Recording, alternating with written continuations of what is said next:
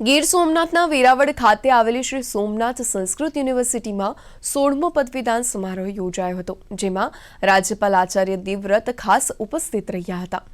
આ પદવીદાન સમારોહમાં કુલ 697 વિદ્યાર્થીઓને શાસ્ત્રી, આચાર્ય અને પીએચડી પદવી પ્રમાણપત્ર આપવામાં આવ્યા હતા।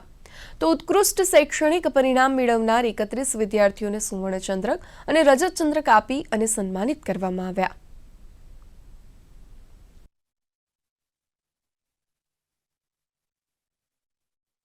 સોળમો યુનિવર્સિટીનો પદવીદાન સમારોહ યોજાઈ ગયો, જેમાં સોમનાથ સંસ્કૃત યુનિવર્સિટીમાં 697 વિદ્યાર્થીઓને શાસ્ત્રી, આચાર્ય, પીએચડીની ડિગ્રી આપવામાં આવી છે।